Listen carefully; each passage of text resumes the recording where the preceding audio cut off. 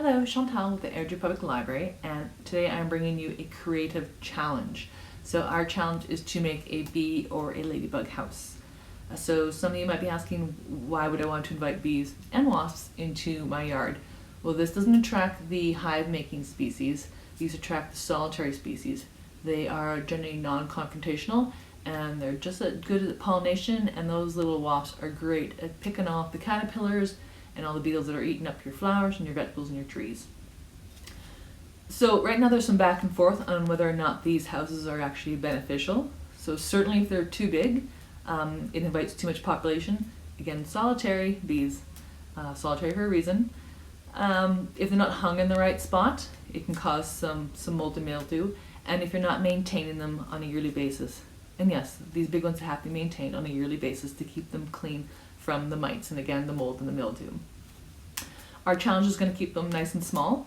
We're going to use recycled material on the outside and then some natural recyclable material, compostable materials on the inside.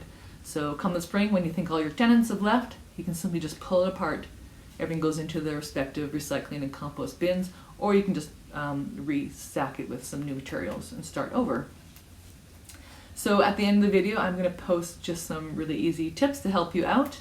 But other than that, this is your challenge. So you may have seen in garden centers some really beautiful, elaborate designs. I'm just going to challenge you to use recycled stuff around your house to make a basic bee and or bug house.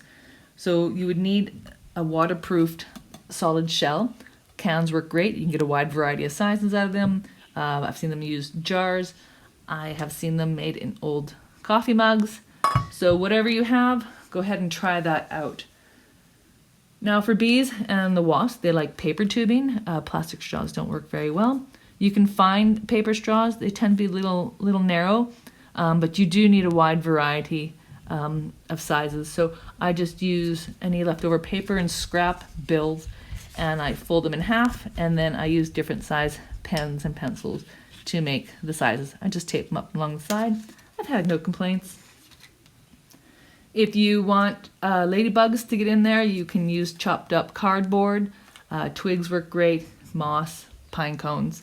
As long as when you start putting it in, it's secure. You wouldn't want this to start moving and everything falls out. So I like to put a thick layer of glue along the bottom, and then as I'm setting up my house, I just let it dry overnight and everything is secured. Your cans, you don't have to decorate them. That's a human desire, but there's nothing wrong with that. I don't think the bees care so much, but I have heard they like stripes. So, if you want to decorate it with paints or papers or sequins, whatever you have, I say go for it. You just need to make sure that you have the outside waterproofed very well, or all your hard work is not going to last.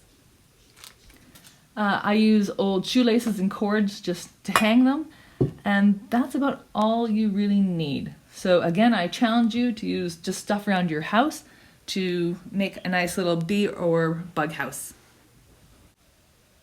So this is just an example of what it could possibly look like. I used a dog food can and used cardboard as divider. I put cardboard on the bottom and twigs on the top for the ladybugs, and then the tubing on the side for the bees and the wasps. It is in there snug, but it is secure. So there is room for bees to get in and crawl around, but it was also secured so nothing falls out if the wind hits it. I did opt for the stripes, but I did spray the whole can in outdoor waterproof varnish and then just attached my ropes. You wouldn't want this hanging too long. You want it up tight and secure under an overhang of a shed or in the corner of your fence line, just to protect it from the winds and rain and direct sunlight. Other than that, that's all you really need to do. So again, I challenge you, just use some materials you have around the house and post your finished projects on the Airdrie Public Library Facebook page. Go have some fun.